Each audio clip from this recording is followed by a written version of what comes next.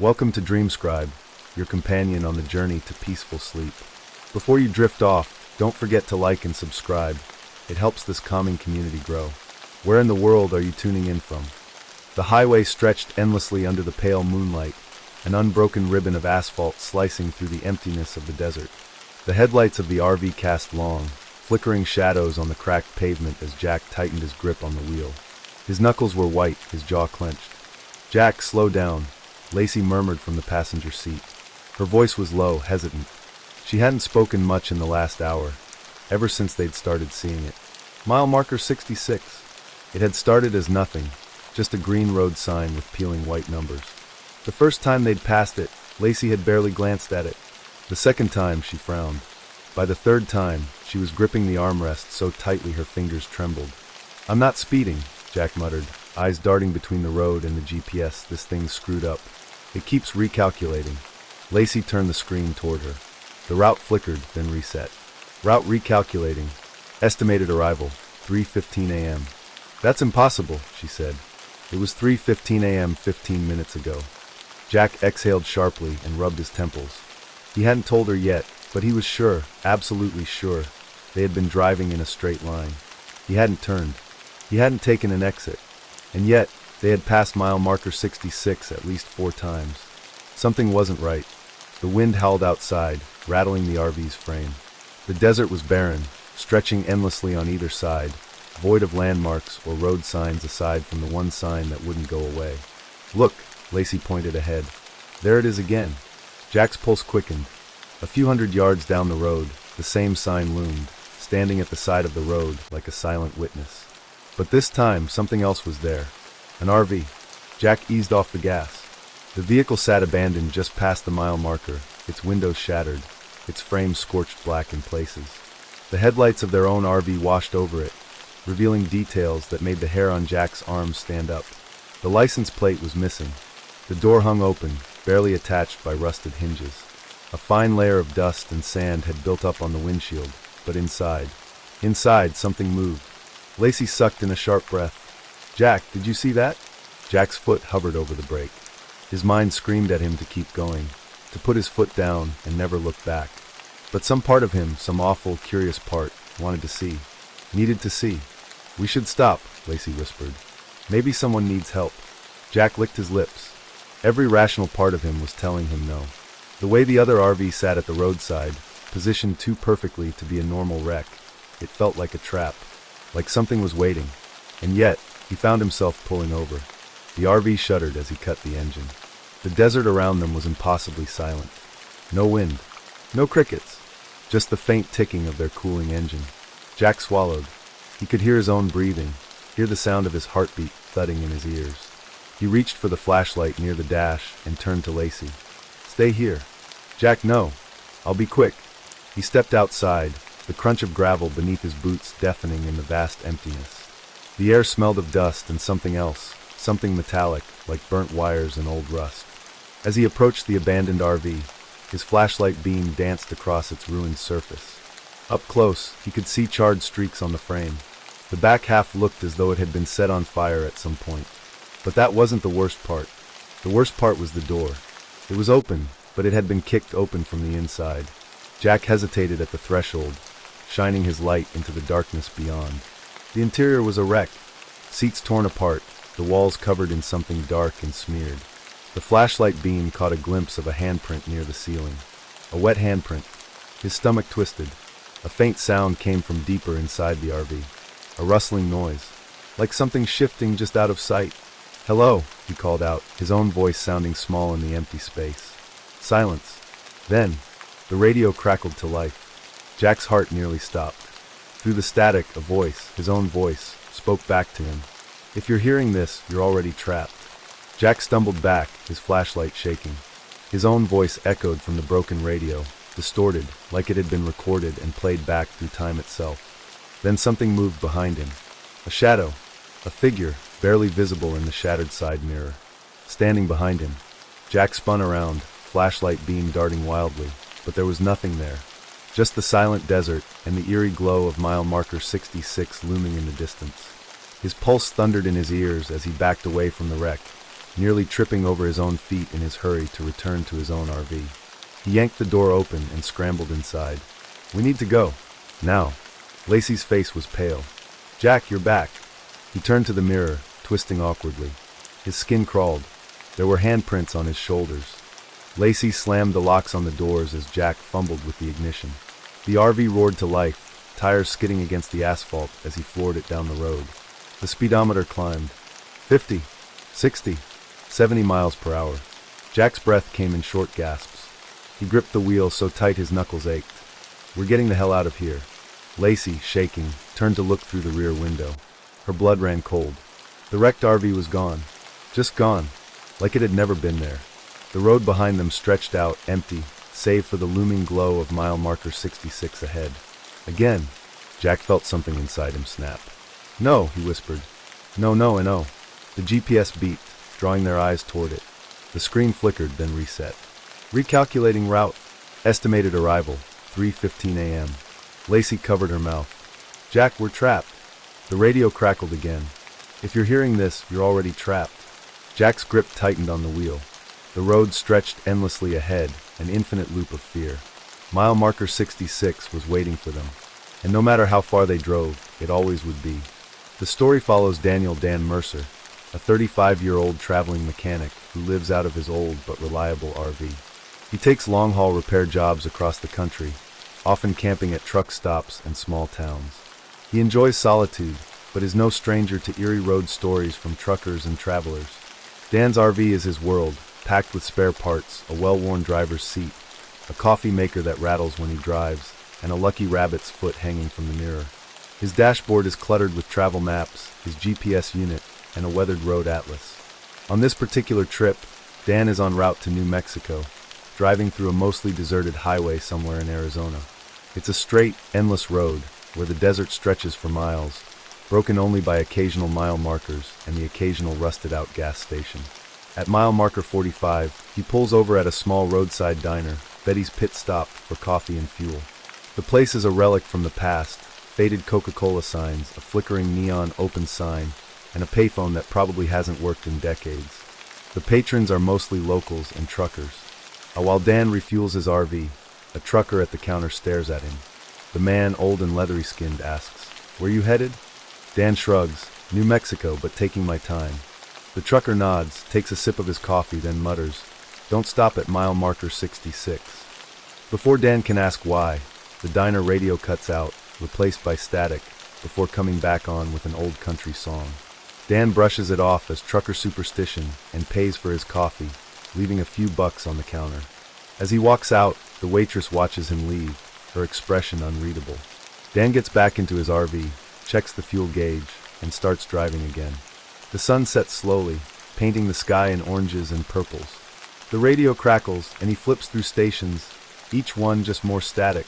He turns it off. The road is emptier than before. No cars coming the other way. Not even headlights in his rearview mirror. The mile markers tick up, 47, 52, 58, 63, and then 66. He doesn't plan to stop, but as he passes mile marker 66, he feels a strange pull in his gut, an odd deja vu up ahead. A vehicle sits abandoned on the roadside, a rusted-out RV, old and crumbling. Its windows are shattered, and something about it seems familiar. He tells himself it's just another wreck, but as he drives past, he swears he sees movement inside. Dan keeps driving. He checks his GPS. It says he's about 50 miles from the next major turnoff. But as the next mile marker appears, his blood runs cold. It reads, mile marker 66. His stomach knots. He grips the steering wheel. Maybe he missed a turn. Maybe he's just tired. He pulls over, checking the road atlas. Everything looks normal. He restarts the GPS. It recalculates, but gives the same route back to mile marker 66. He puts the RV back in drive and continues on, more alert now. 30 minutes pass. The desert remains unchanged. The road is eerily quiet. Then, his headlights illuminate something up ahead. It's the same abandoned RV. The same mile marker 66. His breath catches in his throat. He slams on the brakes, staring in disbelief. He grips the wheel until his knuckles turn white. His heart pounds. This isn't possible. Dan flips the RV into reverse and guns it. The speedometer climbs, 40 mph, 50 mph. The mile markers blur past, 63, 58, 52. His stomach unclenches slightly. He's escaping. And then mile marker 66. He skids to a stop. His breathing is ragged. He is back. The wrecked RV still sits there like it never moved, like it was always waiting. Dan grips his face, whispering, "What the hell is happening?" From the corner of his eye, something shifts inside the wrecked RV. And then, his own RV radio clicks on. A voice crackles through the speakers. "Turn back." Dan grips the steering wheel, his knuckles turning white. His breath is shallow, his pulse erratic. The radio hums with static as he stares at the wrecked RV outside his windshield, its silhouette hunched against the moonlit desert. He doesn't understand. He had driven away. He had backtracked miles. And yet, he's here again. His GPS keeps glitching, blinking as if struggling to make sense of its own data. With a slow inhale, Dan reaches for the gear shift, his fingers trembling as he puts the RV into reverse. Tires grind against gravel as he backs up. His headlights flicker briefly before coming back on. He glances at his side mirror. The desert is empty behind him, only an endless stretch of black asphalt and sand. And then, something moves inside the wrecked RV. A flicker, a shadow shifting behind the shattered windshield. Dan's breath catches. His instincts scream at him to leave, but his hands are frozen on the wheel. The shape inside the wrecked RV is faint, barely distinguishable from the darkness itself. Then it moves again, a slow, jerking motion, as if something is struggling to pull itself up. The radio crackles again. A voice, barely a whisper, pushes through the static. "You see me now." Dan's stomach twists. The voice is wrong, raspy, hollow, stretched like it's coming from somewhere deep below the earth. "You see me now, don't you?" His head snaps back to the wrecked RV. The shadow is gone. His heart slams against his ribs as he searches the darkness. No movement. No sound. Then, a light flickers inside the wreck. A dull, sickly yellow glow pulses faintly from within the RV's shattered windows. Dan shakes his head, gripping the wheel tighter. "Nope. Nope. I'm out," he mutters, reaching for the ignition. The engine roars to life, the dashboard lights flickering. He slams the gear into drive and floors the gas. The RV lurches forward, tires screeching. But then, bang! Something slams against his driver's side window. Dan jerks the wheel in shock. His heart jumps into his throat. For a split second, he sees a pale handprint smeared across the glass, dripping with what looks like black sludge. The impact shakes the entire RV. The radio cuts out completely. The headlights flicker, the dashboard dims, and suddenly silence. His vehicle stalls in the middle of the road. The only sound left is the whisper of the wind, curling around his RV like fingers scratching at the metal. Dan's chest tightens. His hands tremble as he reaches for the ignition again. Click, click, click. Nothing. The engine won't turn over. And then footsteps. Slow, measured, circling his RV. Dan's skin crawls. He scans the windows, searching for who, or what, is out there. But there's nothing. Just the sound of something pacing around him, moving in deliberate, heavy steps. And then, from the passenger side window, a whisper. "Let me in." Dan whips around, his breath sharp. The passenger seat is empty. But the whisper was inside the RV. His stomach flips. The air in the cabin feels thicker now, like the space around him is being compressed. The radio crackles again, but now it's different. A garbled voice breaks through, layered with overlapping whispers. "Help me. Please. Please don't leave me here." The voice is frantic, desperate. But then it changes. The pitch warps, deepens, turning into something that no longer sounds human. "You should have never come here." Dan slams his fists on the dashboard. "What do you want?" he yells, his voice breaking. The radio screeches, and suddenly silence. He exhales, sweat dripping down his temples. And then, a hand grabs his shoulder from behind. Dan whirls around, fist clenched, ready to fight, but there's no one there. His breathing is ragged. His body is flooded with adrenaline, every nerve screaming at him to get out. He tries the ignition again, and this time, the RV roars to life. Without thinking, he slams on the gas. The RV tears forward down the road, tires spitting gravel. His eyes flicker to the rearview mirror, and his blood turns to ice, because standing in the middle of the road behind him, illuminated by his taillights, is himself, a perfect reflection of Dan. Same clothes, same wild, terrified eyes, and as Dan stares, his reflection in the mirror lifts its arm, and waves. Dan's breath catches in his throat. His foot slams the gas pedal to the floor, and the RV barrels forward at 70 miles per hour. The mile markers blur past 58, 52, 47. The desert stretches endlessly, no signs of civilization. And then, a green reflective sign appears in his headlights. His stomach drops. Mile marker 66. His entire body goes numb. The wrecked RV still sits there, just like before. Like it never moved. Like it never left. And as he passes it, he catches movement in the broken windshield. This time, he sees himself sitting inside the wreck, but older. Decayed. Rotting. Mouth twisted into a silent scream. The radio flickers on again. A new voice, one he now recognizes as his own, whispers through the static. "You can't leave." Dan slams on the brakes, his breath coming in shallow gasps. He is trapped, and the loop has only just begun. Dan grips the steering wheel so tightly his knuckles turn white.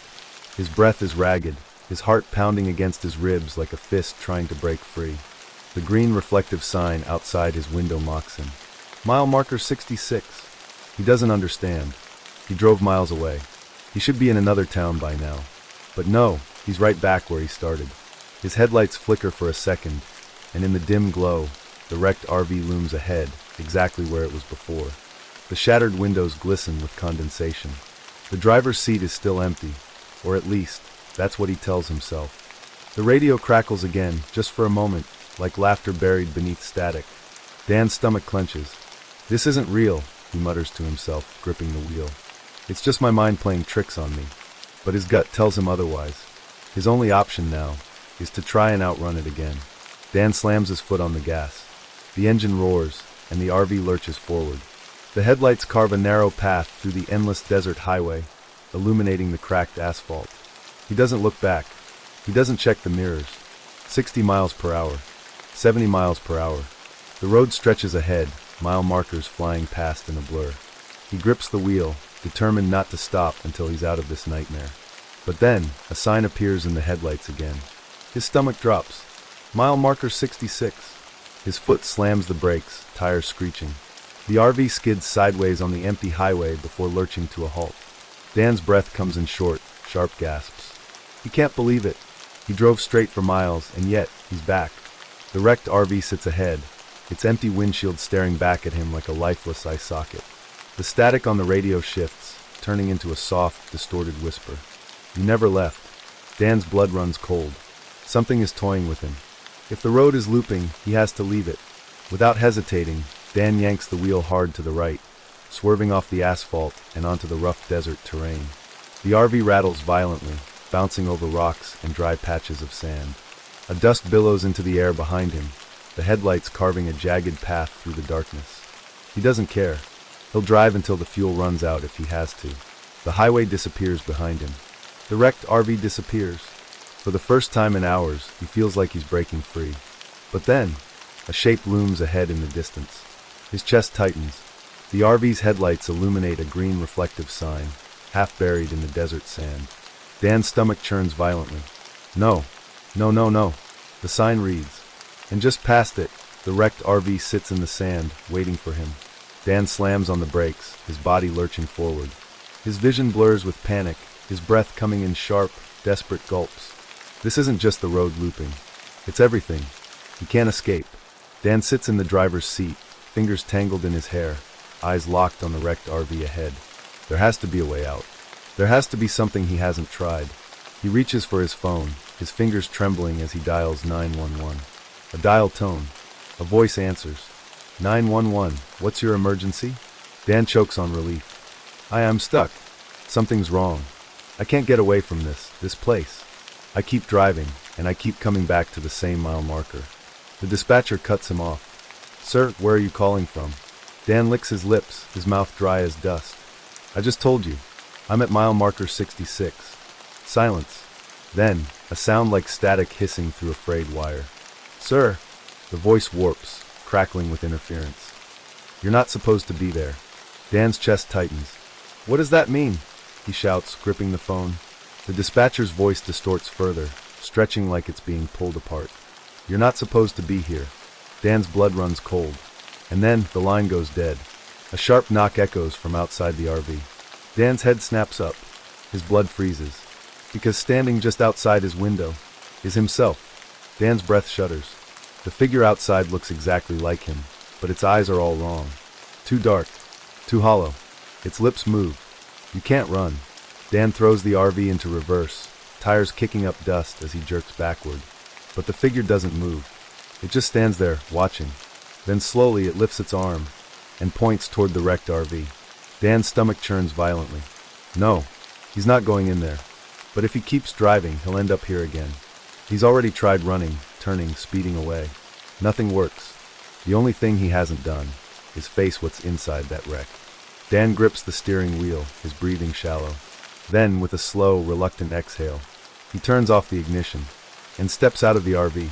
6. Entering the wrecked RV. The night air is thick, pressing against him like an invisible weight. The dirt crunches beneath his boots as he walks toward the abandoned RV. His twin, his reflection, or whatever it is, watches him go. Dan's fingers tremble as he grasps the rusted handle. The door creaks open. A sickening smell spills out, a mix of mildew, rust, and something rotting.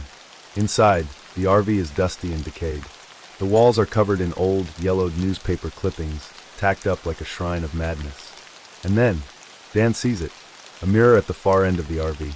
Cracked, dust-covered, but in it, he sees something impossible. His reflection is not his own.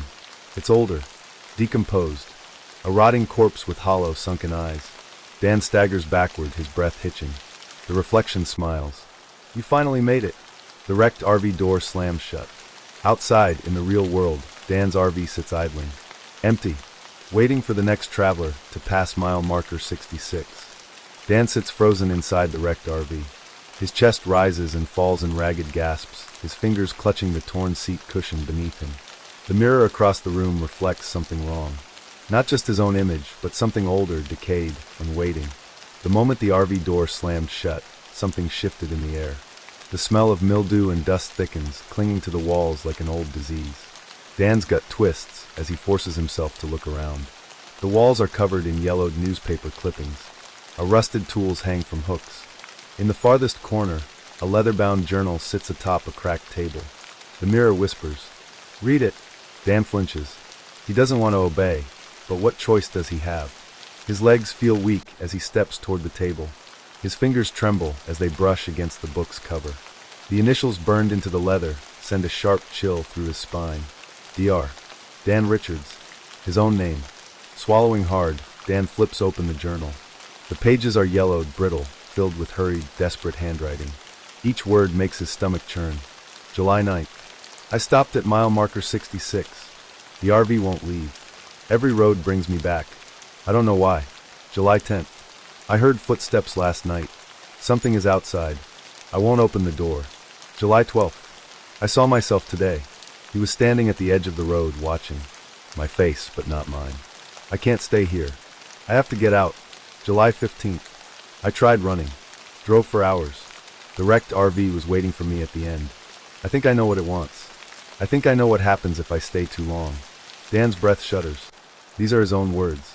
But he doesn't remember writing them. His mind swirls with confusion. Was this some kind of trick? Or has he been here before? He flips further ahead. July 18th. It's inside the mirror. It's waiting for me. I know what I have to do. July 19th. If you're reading this, the ink cuts off sharply.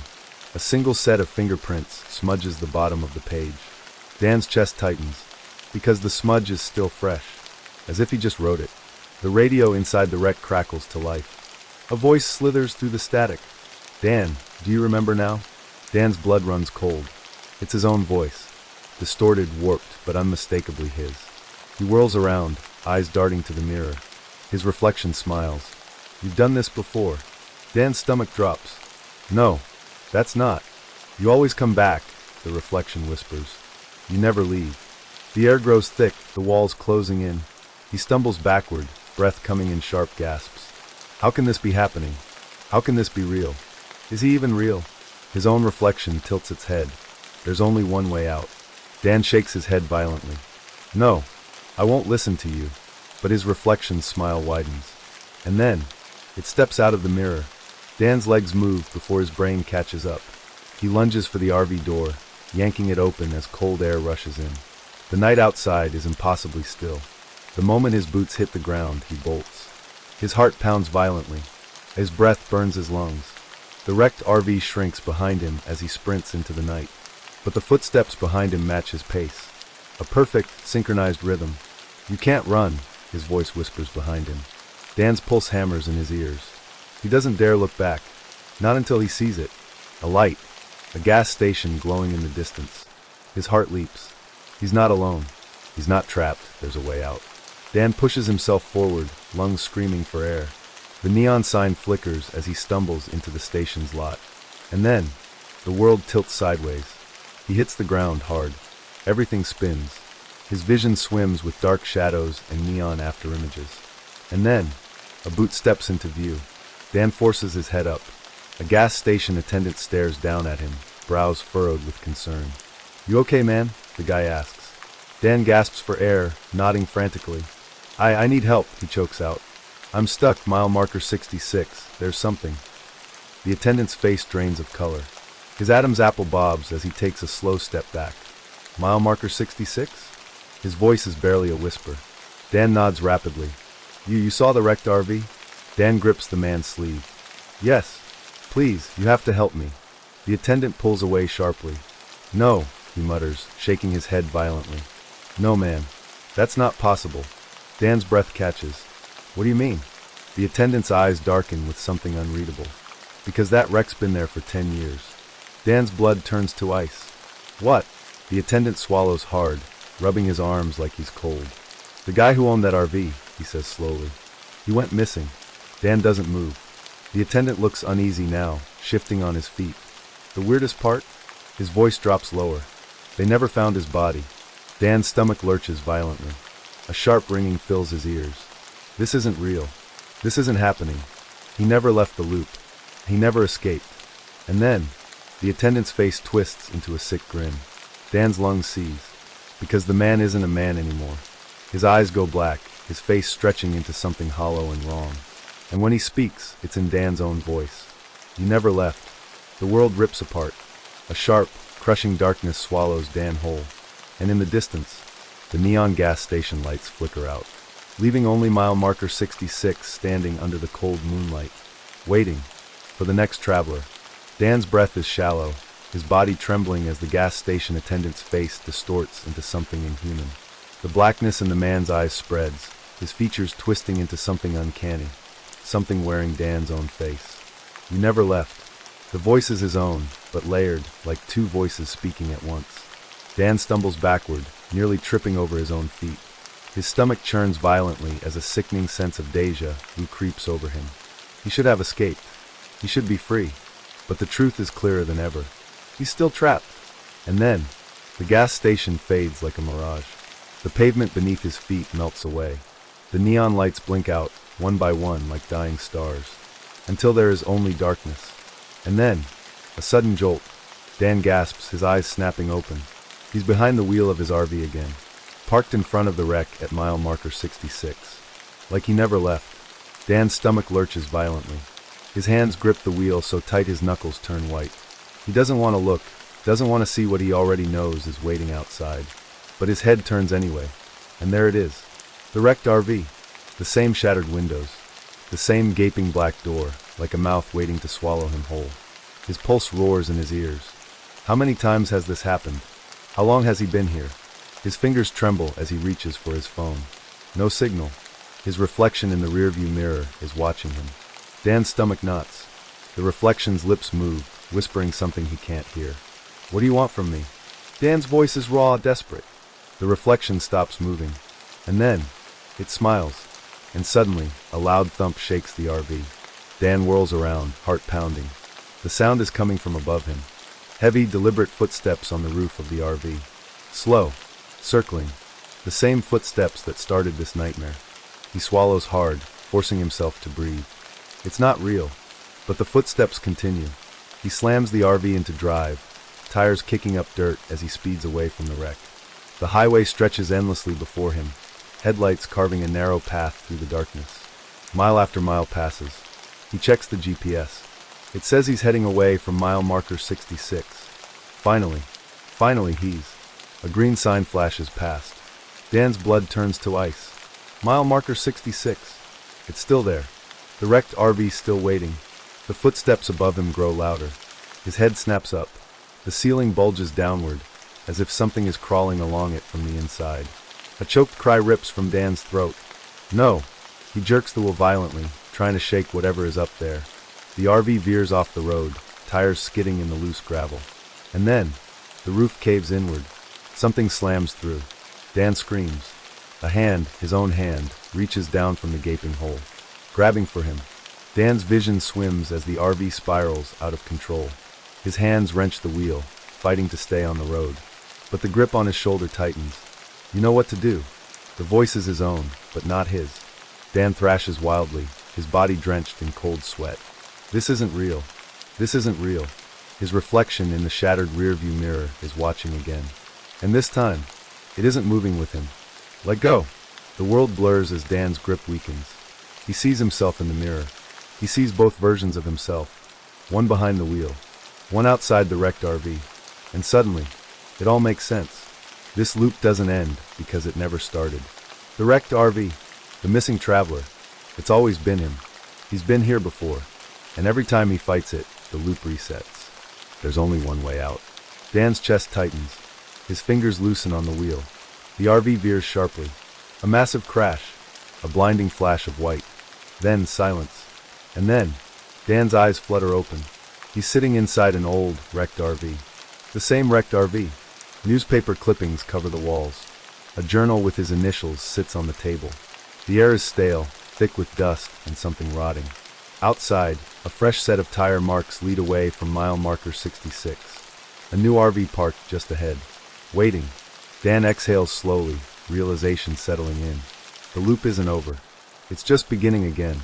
But this time, he won't be the one driving. A shadow moves past the window. Dan's lips curl into a knowing, empty smile.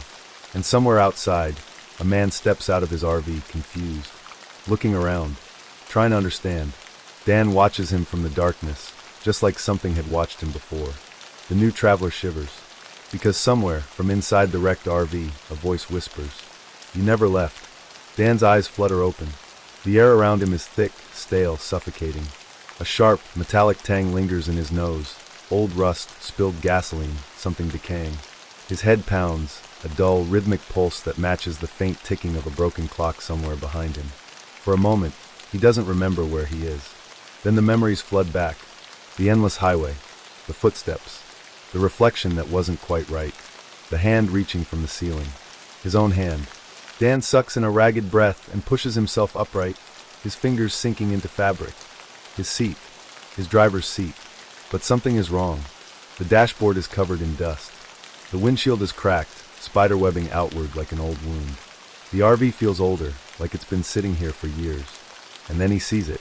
The new RV, parked just ahead of him. His stomach drops. Dan's pulse kicks up, his breath catching in his throat. He watches as the driver's door of the new RV slowly creaks open. And a man steps out. The new traveler. The man stretches, his movements stiff, like he's been driving for hours. He rubs his temples, squinting at the mile marker 66 sign. Dan knows that look. Confusion. Dread. Like an animal realizing it's already inside the trap.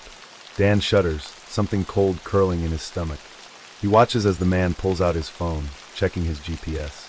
Dan already knows what it says. No signal. No escape. The man looks around uneasily, walking toward the wrecked RV toward Dan.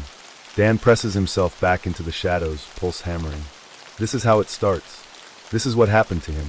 And now it's happening to someone else. The man steps closer. Dan wants to warn him. Wants to scream, "Don't come any closer. Run." But his throat is tight, dry, frozen. Because deep down, he knows something worse. Something that makes his blood turn to ice. It doesn't matter if he warns him. It doesn't matter if the man runs. Because the road will always lead back here. The trap is already set. And this time, Dan is part of it. The air shifts, thickening around him. Dan hears something moving, not from outside, but inside the wrecked RV. A faint, scraping sound, like fingernails dragging along metal. And then, the voices start, soft at first. A whisper in his ear. You never left. Dan jerks violently, twisting in his seat. No one's there. But the whispers don't stop. They multiply. Layers of voices, echoing over each other, all saying the same thing. You never left. You never left. You never left. Dan clamps his hands over his ears, shaking his head. No, I'm still me. I'm still. A hand lands on his shoulder. Dan freezes.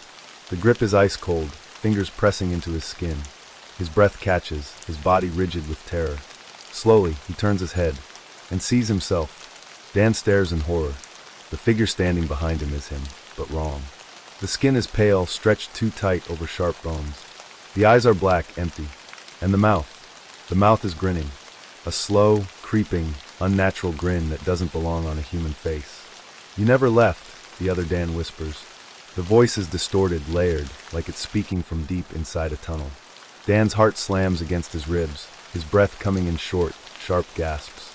You were always meant to stay, the thing continues. But the road demands someone new. Dan's stomach twists. The road, it doesn't just trap people. It feeds on them, and it needs someone to take his place. The voices intensify, overlapping like a suffocating chorus. Dan's body feels heavier, his limbs stiffening. The other Dan reaches out, touching his chest. Dan gasps as a wave of numbness spreads through him, his vision darkening at the edges. He knows what's happening. The same thing that happened to whoever was here before him. The old traveler becoming the ghost. The ghost becoming the trap, and the new traveler taking their place. Dan thrashes weakly, his body barely responding. No, please. But the process is already happening. Outside, the new traveler steps toward the wrecked RV frowning. His hand touches the door handle. Dan's lungs burn. He tries to scream, to warn him. But the instant the man opens the door, Dan ceases to exist. The new traveler freezes. His face goes blank for a moment, like something is wiping away who he was. And then, a slow, creeping smile spreads across his lips. Like he understands. Like he remembers. Dan's body is gone. His voice is gone. Only the wind remains, whispering through the cracks in the wrecked RV.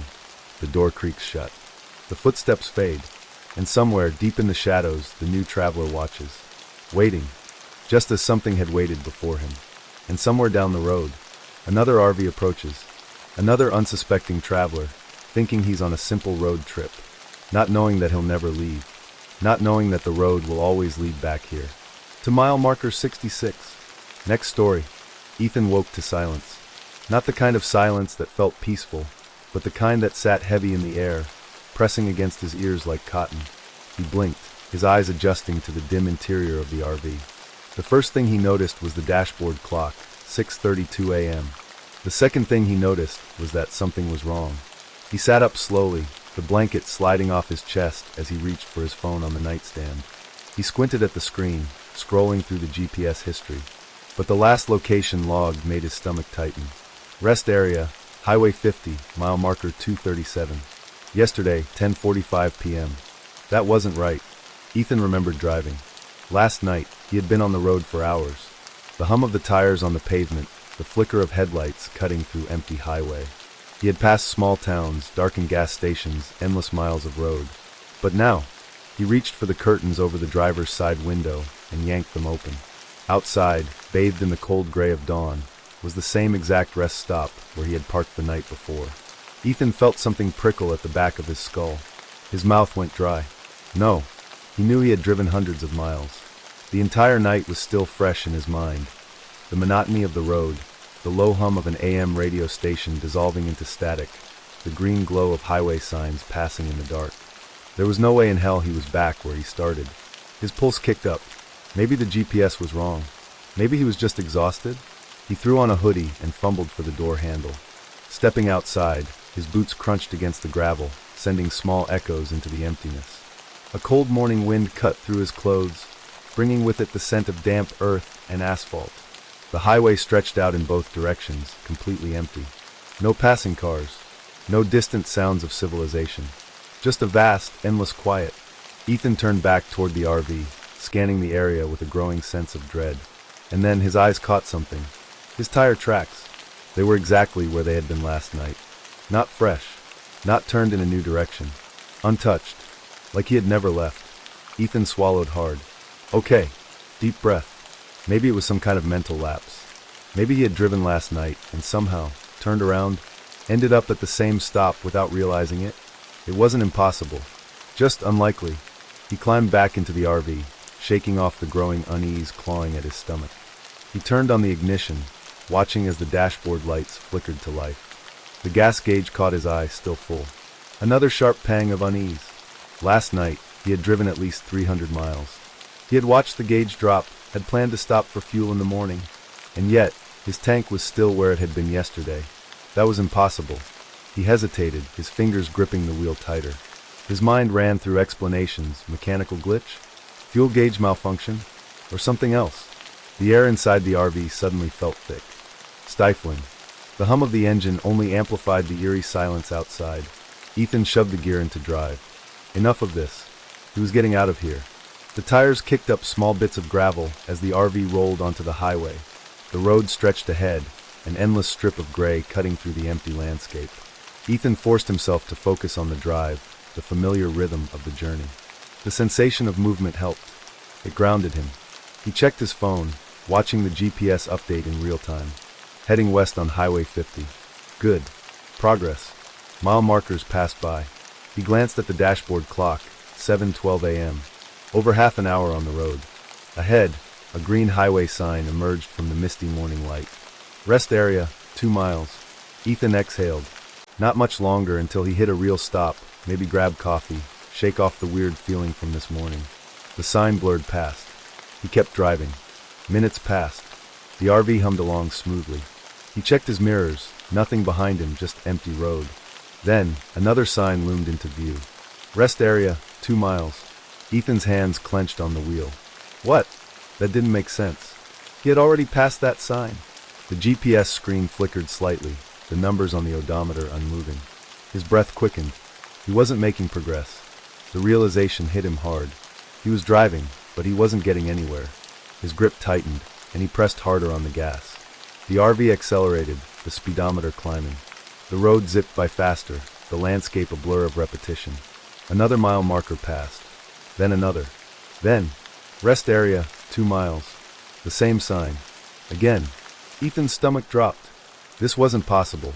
His heart hammered against his ribs. He looked down at his phone, watching as the GPS screen flickered, distorted for a moment, and then reset. Rest area, Highway 50, mile marker 237. Yesterday, 10:45 p.m. The same coordinates. The same timestamp. Ethan's breath hitched. His pulse pounded in his ears. The RV lurched. Not from him. From something else. For the first time, Ethan felt it. A presence. Something with him. A whisper of movement. A shift in the air pressure, like someone was standing just out of view. The hair on the back of his neck stood on end. He didn't dare look in the mirror.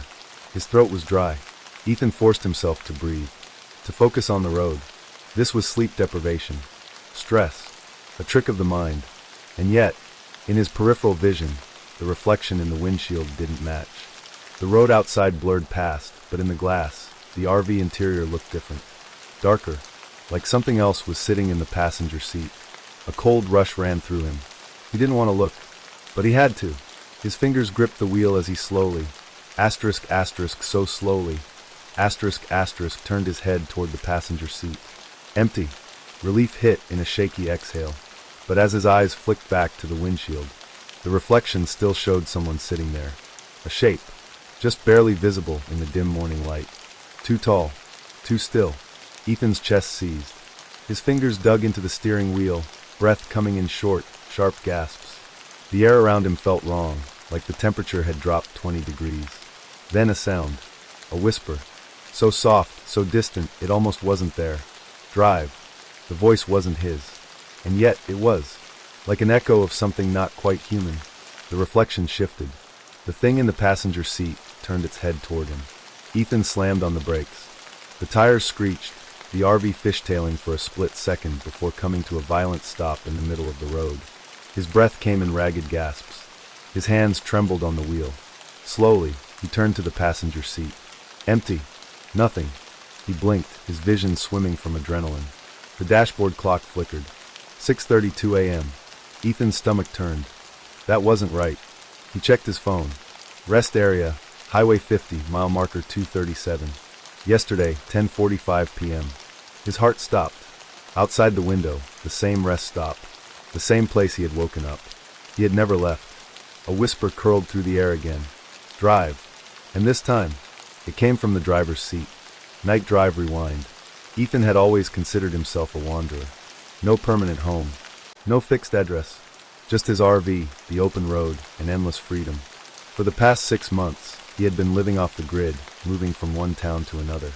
He had left behind the suffocating routines of a normal life. A desk job, an apartment filled with meaningless junk, the same commutes, the same faces. Now his life was different. Unpredictable. Open-ended. Mornings were slow, waking to the gentle sway of the RV, parked at some quiet roadside stop or a hidden dirt path off the highway.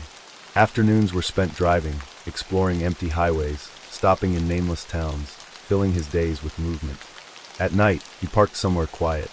No campgrounds, no RV parks, just solitude. He preferred it that way. No one to bother him.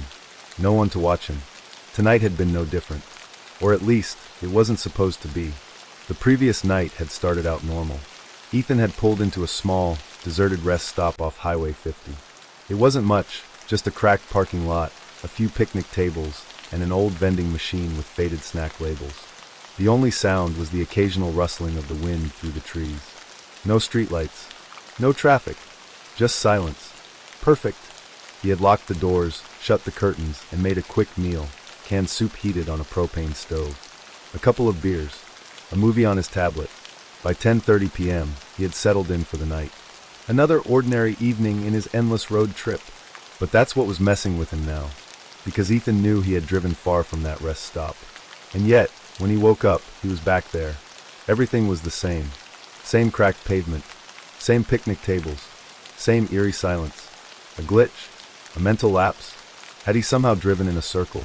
Ethan wasn't sure. But he knew one thing. He needed to get moving. He wasn't about to spend another night in this place. Ethan grabbed his keys from the counter, took a swig of stale water from a half-empty bottle, and slid into the driver's seat. The RV rumbled to life. He checked his phone's GPS. No service. Figures. But the built-in dashboard navigation still worked. He punched in a random destination. The next town, 50 miles ahead. Route calculated. Estimated arrival, 1 hour, 15 minutes. Good. Ethan shifted into drive and rolled out of the rest stop. The tires crunched against the gravel as he eased onto the highway. The road stretched ahead, the sky still a murky shade of early morning gray. For a while, the drive was uneventful. The rhythmic hum of the engine, the distant stretch of highway, the occasional flicker of a mile marker passing by. Ethan tried to shake off the feeling of déjà vu. The road was empty, no headlights in the distance, no taillights ahead. Just an endless strip of pavement cutting through the vast nothingness. His fingers tapped absently against the steering wheel. Maybe he'd find a gas station soon, grab a coffee, refuel. Then he saw it, a green road sign emerging from the misty morning light. Rest area, 2 miles. Ethan frowned. That was weird. He had just left a rest area. Why would there be another one so soon? He drove past the sign, shaking his head. Maybe he was still groggy from waking up. But as the minutes passed, a creeping unease settled in. The road looked the same. Too much the same. His eyes flicked to the GPS. The ETA hadn't changed. Still 1 hour, 15 minutes. Ethan's pulse quickened. That wasn't possible. A few more miles. The highway remained empty, stretching into the horizon like a looped background in an old video game. Then, another sign loomed ahead. Rest area, 2 miles. Ethan's breath hitched. No, that couldn't be right. He had already passed that sign. He checked the odometer. It hadn't moved. Not even by a mile. A cold sensation curled in his stomach. The road was endless. No matter how far he drove, the destination never changed. Like he was going nowhere. Ethan forced himself to think. Maybe the road signs were a mistake. Maybe he had missed an exit. His eyes darted along the highway, scanning for anything different. A gas station. A mile marker. A turnoff. Nothing. The scenery was identical to what it had been 20 minutes ago. The sky had stopped shifting. It was still that same dull gray, like the morning refused to progress. Time wasn't moving forward. Ethan's heartbeat thundered in his ears. Something was wrong. Checking the clocks. His eyes flicked to the dashboard clock. 6:32 a.m. No, that wasn't right. He checked his phone. 6:32 a.m. His stomach twisted. It had been 6:32 a.m. for the last 30 minutes. Time was stuck. His hands gripped the steering wheel. He accelerated, watching the speedometer rise. 60 miles per hour, 70 miles per hour, 80 miles per hour. The world blurred past, but nothing changed. He wasn't going anywhere. The road had become an infinite loop. Ethan slammed the brakes. The RV skidded, coming to a sharp stop in the middle of the empty highway. Silence. The engine hummed. He exhaled, his heart pounding, and looked around. Nothing. Still the same road. The same sky. The same creeping sense of isolation. Ethan forced himself to stay calm. Okay, maybe this was a weird hallucination. Maybe he was sleep-deprived, overworked.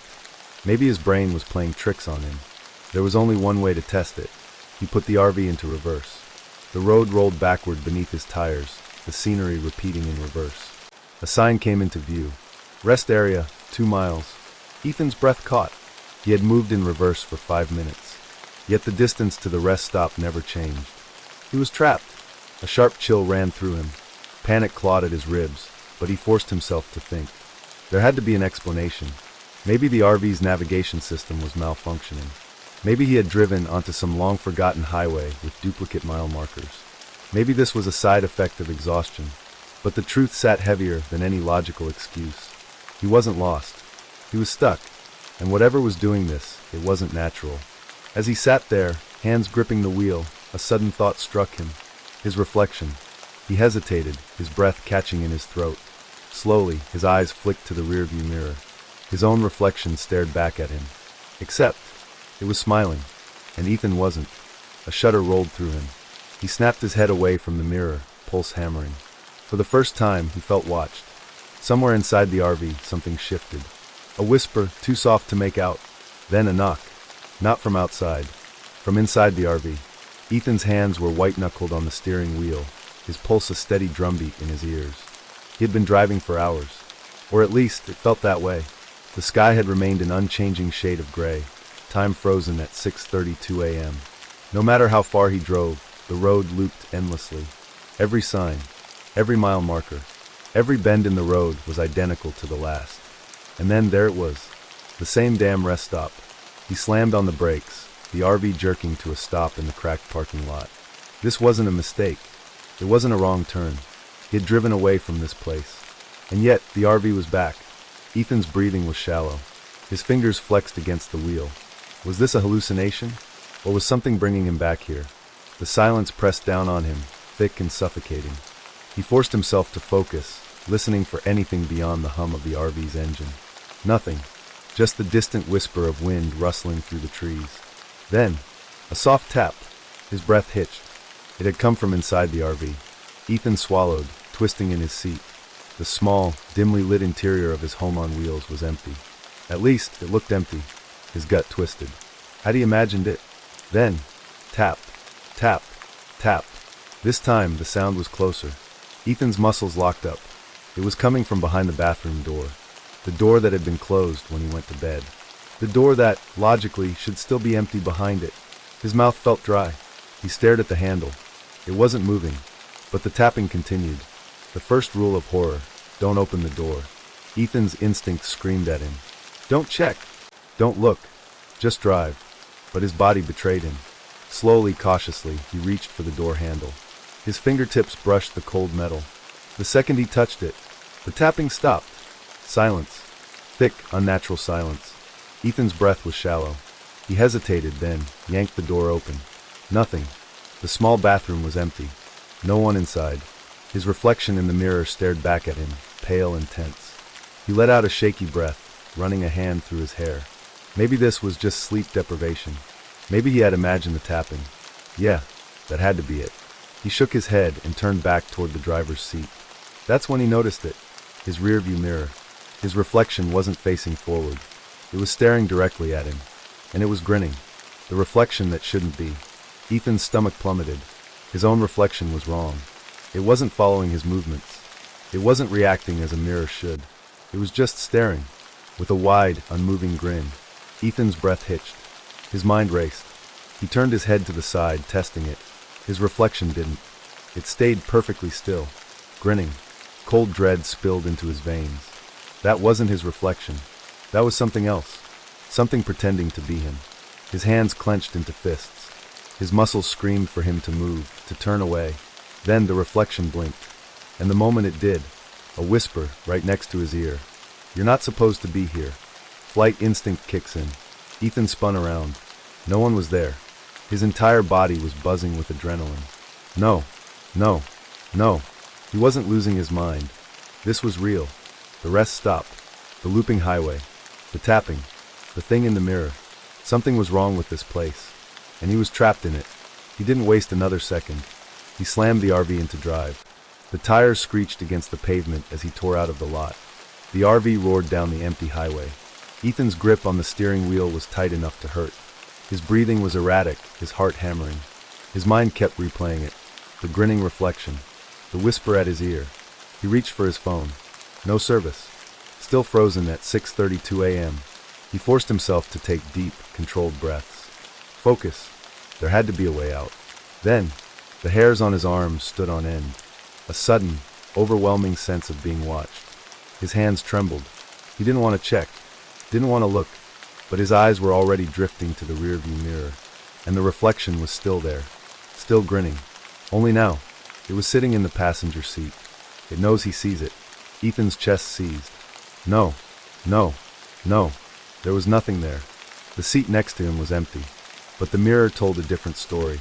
His reflection's duplicate sat relaxed, one arm draped casually over the seat. Grinning. Unmoving. Watching him. Ethan's hands tightened on the wheel. He refused to turn his head. Refused to acknowledge it. If he didn't react, maybe it would go away. He focused on the road. Just keep driving. Don't look. Don't react. The mirror flickered. And suddenly, the reflection wasn't smiling anymore. It was whispering something, mouthing the words. Over and over. Ethan's stomach twisted. He forced himself to watch the road, but his peripheral vision kept picking up its movements. It was speaking, but no sound was coming out. His fingers twitched. His mind screamed at him to not engage. But he needed to know. His lips parted. He whispered, barely audible. "What?" The reflection stopped moving. Then, it snapped its head toward him. And for the first time, Ethan heard it speak aloud. A perfect, distorted echo of his own voice. "You're driving in circles." Ethan's throat closed. The reflection smiled again. "You're not supposed to leave." His stomach lurched. His pulse roared in his ears. And then just as fast, the mirror went black, like something had wiped the reflection away. Ethan's gasped, his foot slamming the brake pedal. The RV skidded, tires screeching against the asphalt. His heartbeat thundered in his chest. He turned. The passenger seat was empty. He was alone, at least for now. But Ethan knew. Something was in here with him, and it wasn't done yet. Ethan's breath came in quick, uneven gasps. The RV sat idling in the middle of the dark, desolate road. He was shaking. His mind replayed the events over and over. The whisper in his ear. The grinning reflection. The thing in the mirror, sitting in the passenger seat. No. No. He had to get out of here. Wherever here was. His hands gripped the wheel so tightly that his knuckles ached. He had been driving for hours, or maybe longer. But no matter how many miles he put between himself and the last place he stopped, every morning, the RV was back exactly where it started. It was as if the road itself was a loop, a snare tightening around him. But there had to be a way out. There had to be. He just hadn't found it yet. The first test, taking a new route. Ethan's heart pounded as he gritted his teeth and jammed the RV into drive. This time, he was going to be smart about it. This time, he wasn't going to let whatever this was manipulate him. He yanked his phone off the dashboard mount. No signal. Figures. But the GPS still worked. At least, it pretended to. He stared at the map. A single, unbroken road. No intersections. No highways. No end. Ethan swallowed hard. Then, he turned the wheel sharply left, off the road. The RV lurched onto the dirt, tires kicking up gravel and dust as he veered into the unknown. If the road was the trap, then he just had to avoid it altogether. The RV rattled as he pushed through the overgrown field, tall grass and weeds scraping against the windows. He clenched his jaw. 50 yards. 100. A mile. He checked the GPS again. The blue dot wasn't moving. His chest tightened. He stole a glance at the side mirror. The road was still behind him. as if he had never left it. No, he should be miles away by now. His hands trembled on the wheel. His stomach turned. This wasn't right. The RV's headlights flickered. And then, the engine cut out. Nowhere to run. Ethan's breath hitched. The dashboard went dark. The headlights died. Only the soft clicking of the cooling engine filled the silence. His hands clenched into fists. He reached for the keys, jingling, turning. Nothing. The engine refused to start. The silence pressed against his eardrums. A low static hum crackled through the speakers. His chest seized. The radio wasn't even on, but the static grew louder, louder, and then, a voice, faint, garbled, like something just beneath the noise. His entire body locked up. And then, the passenger seat creaked. His blood ran cold. His hand froze on the keys. He didn't want to look, but he could feel it. Something was sitting there. Something was inside the RV. With him. The second attempt, running on foot. Ethan moved on instinct. He lunged for the door handle and shoved it open. Cold night air rushed in. His feet hit the dirt and he bolted. The second he was outside, everything felt wrong. The air was too thick, too still, like the world had been paused. The RV's headlights, previously dead, were suddenly on again, blazing, and behind them, a figure, standing just outside the driver's seat. Watching him, Ethan's stomach lurched. He ran. His feet pounded against the dirt. The field stretched on forever, swallowing the world in endless darkness. No stars, no moon, just blackness. His breath came in ragged gasps. He had been running for minutes. His legs ached. His lungs burned. But no matter how far he ran, when he looked over his shoulder, the RV was still there, exactly where he had left it. Closer. Much. Closer. And then, the radio crackled to life again. Ethan's chest seized. The speakers inside the RV blasted a single distorted word. Stop. The world lurched. The ground beneath Ethan's feet suddenly felt like concrete. His momentum carried him forward, but instead of dirt, his foot hit pavement. His stomach dropped. The road was back. The field was gone. The RV was parked right in front of him, exactly where it had been before. Ethan was panting. His body shook with exhaustion. He hadn't moved. He had run for miles and ended up in the same place. His mind reeled. This was impossible. The air inside the RV was still, cold, expectant, like it was waiting for him. Then, the door swung open, on its own, revealing the driver's seat. Waiting. Ethan's pulse roared in his ears. He should run, should fight, but he knew now. There was no escaping. Not by running, not by driving, not by ignoring it. He had to face it. His legs moved before his mind could stop them. Step by step, toward the open door. He climbed inside, slowly, and then, the door slammed shut. Ethan's breath hitched. The engine rumbled to life. The RV's headlights flared. And the GPS. The GPS suddenly displayed a new location. Ethan had to figure it out. The RV wasn't just playing tricks on him. It wasn't a mechanical glitch. It wasn't a prank. It was something else. Something intelligent. Something with a purpose. He didn't know how, but he could feel it, like an unseen weight pressing against his skull. The RV was leading him in circles, resetting itself every night, keeping him in its grasp. But why? He needed answers. Somewhere, somehow, there had to be a way to break the cycle. And if he didn't find it soon, he wasn't sure how much longer he'd be himself. Ethan sat in the driver's seat, staring blankly at the fuel gauge. Something was wrong. He had been driving for hours, yet the tank was still full. The needle hadn't moved an inch. His eyes flicked to the odometer. It still showed the same mileage as yesterday, as if the RV had never moved at all. A chill crawled up his spine. No, he had driven hundreds of miles. He had. He remembered the road signs, the endless dark highways, the gas stations. Wait. His stomach twisted. The gas stations. The ones he stopped at. Did he ever actually pump gas? Did he ever see another person? A bead of cold sweat slid down his temple. He squeezed his eyes shut, trying to remember. Every stop felt like a dream, blurred at the edges. Had he really stepped outside? Or had the RV just made him think he did? Ethan scrambled to the glove compartment. There had to be something. A paper trail. A clue. Anything. His fingers trembled as he yanked open the drawer. A logbook slid out, landing on his lap. He had never seen it before. His throat went dry. He flipped it open. Neat, careful handwriting filled the pages. his handwriting. Only, he didn't remember writing any of it. Each entry was dated. Each one described a different day's drive. Each one ended the same way. Minibus arrived back at starting point. No change. Over and over. Page after page. Weeks worth of entries. Maybe months. His head spun. He turned to the last page. I am losing track of time. I am forgetting things. I am afraid I have been here longer than I realize. The pen slipped from his fingers. His stomach churned. Had he written that? Had it been days? Weeks? Years? The thought made his skin crawl.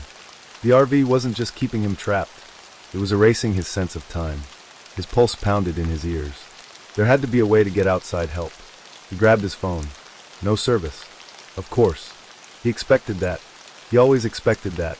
But then, a single bar flickered. His heart leaped. He immediately dialed the police. The phone rang. Once. Twice. And then, click. A voice came through the speaker. You're still here. Ethan's blood turned to ice. His stomach twisted violently. That wasn't a dispatcher. That wasn't anyone from the outside. That was someone or something who already knew where he was. The line went dead. A soft, mechanical click echoed from the dashboard. Ethan's eyes snapped forward. The RV's radio had turned on by itself. The screen flickered, and then a distorted voice came through the speakers. You have always been here. The blood drained from Ethan's face. No, no. He grabbed the keys and jammed them into the ignition. The engine roared to life. He stomped the gas pedal. The RV shot forward.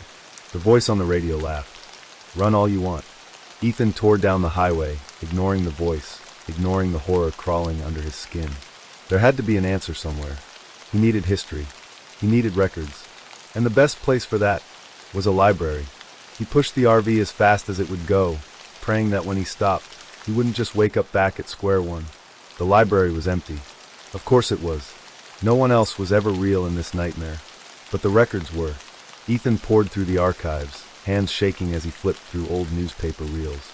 And then, he saw it. A decades-old article. Local man goes missing after reporting strange occurrences in RV. The grainy black and white photo showed a man sitting behind the wheel of an RV.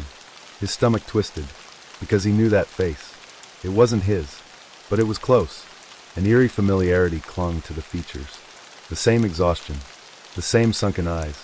It was like looking at a version of himself that had been trapped for years. The article said the man, David Grayson, had been found weeks later. At home, as if he had never disappeared.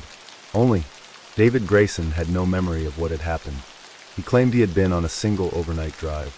But when police investigated, they found his RV abandoned on the highway, still running. No one inside. Ethan's skin crawled. He whispered the name under his breath. David Grayson. And then, a whisper echoed from the bookshelves. He was the last one. Before you. Ethan's head snapped up. The library was empty. But he wasn't alone. A presence loomed behind him. Watching. Waiting. Ethan bolted from the library, clutching the article like a lifeline. There was one last place to check. The city archives. Old road maps, infrastructure blueprints. He needed to see if there was something wrong with this road. Something that made the RV act like a trap. When he found it, his stomach twisted. The highway didn't exist. Not on any official records. There had never been a road where he had been driving. And yet, it was right there, under his feet.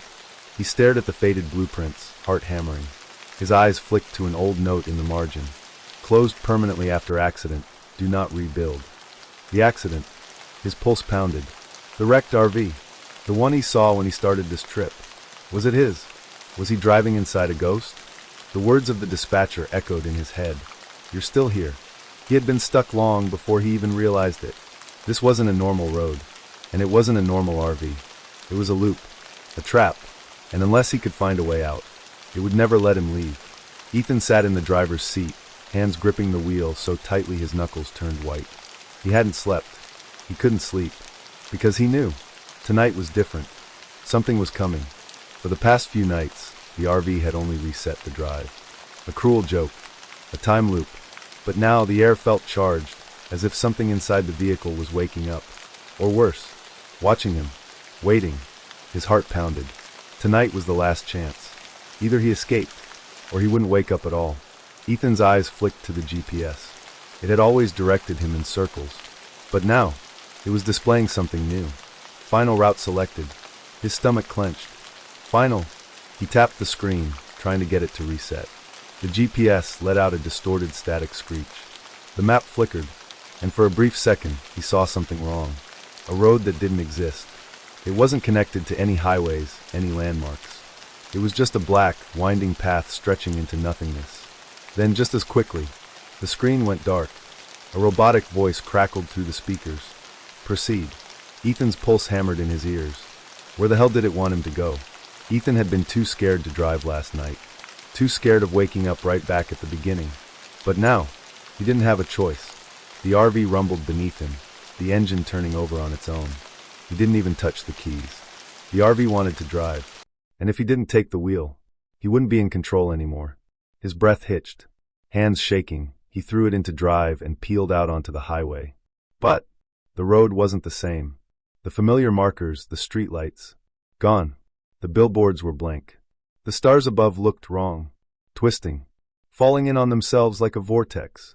He was driving into a place that shouldn't exist, and his head spun with the realization. This was why the RV kept resetting. It wasn't trapping him for fun. It was preparing him for this. For tonight. For the final destination. But it was gone before he could hold on to it. The engine rumbled. The trip was about to begin again. And somewhere, a new Ethan would wake up tomorrow, in this same seat, thinking he was the first, thinking he was escaping, and the RV would keep driving. Forever. The final image, a new figure on the road. Far behind, near the wreckage of the old RV, a shadow stood on the roadside. Watching. Silent. It was Ethan. Or rather, what was left of him. A faded, hollow ghost. A version of himself that had been left behind too many cycles ago. Forgotten. Lost in the endless rewind.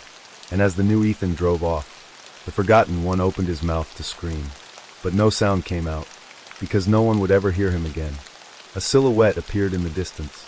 At first, Ethan thought it was another car. Finally, another person. Someone who could help him. But as he got closer, his stomach twisted. It wasn't a car. It was a man, standing perfectly still in the middle of the highway. Ethan's breath caught in his throat.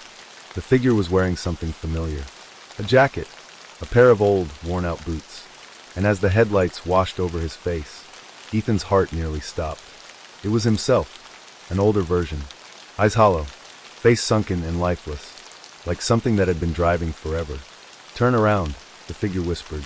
Ethan's fingers twitched on the wheel. Wanted to. God, he wanted to. But the RV wouldn't stop. It surged forward, straight toward the figure. The man didn't move, didn't blink, just stared at Ethan as the headlights swallowed him. And then, he disappeared.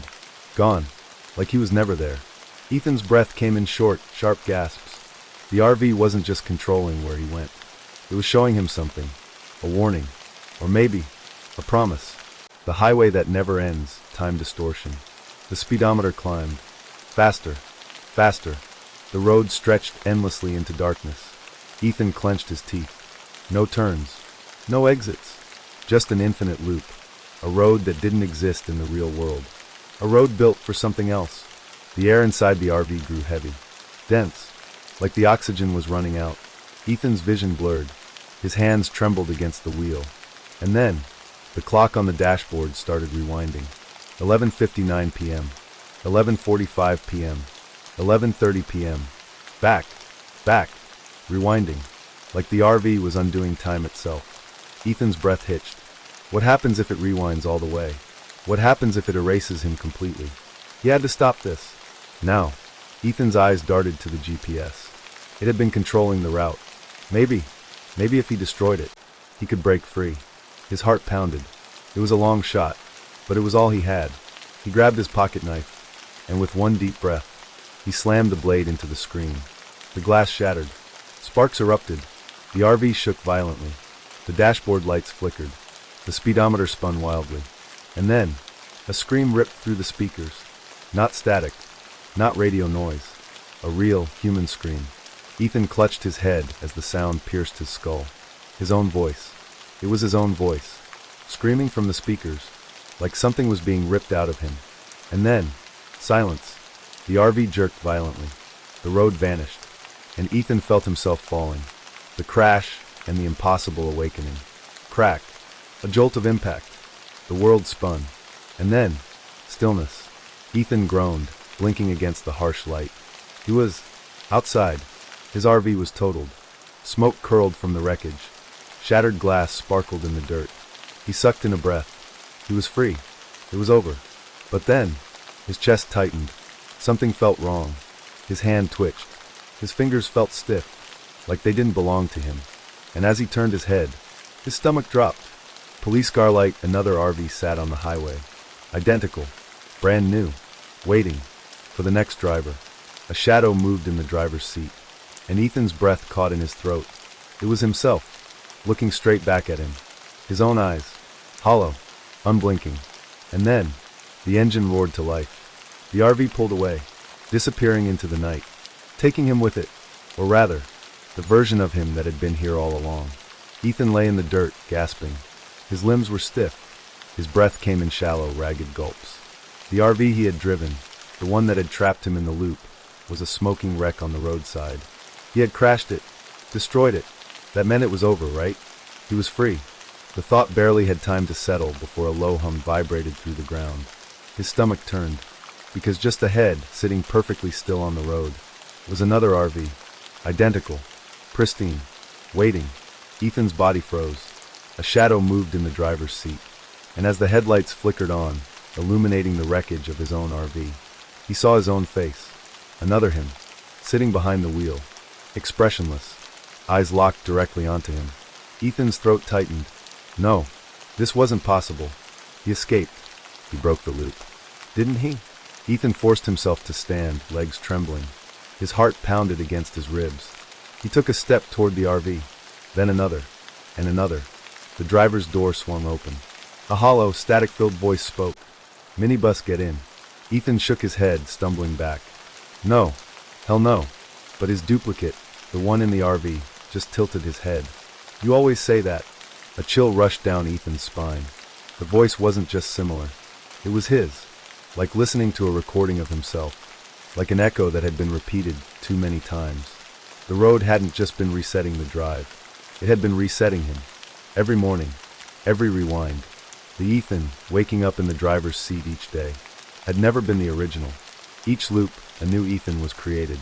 Each loop, the last one was left behind. Where did the first Ethan go? His breath hitched. He tried to think, tried to remember, but his mind felt fractured. How many times had this happened? How many versions of him had stepped out of the wreckage, only to find themselves replaced? Was he the first?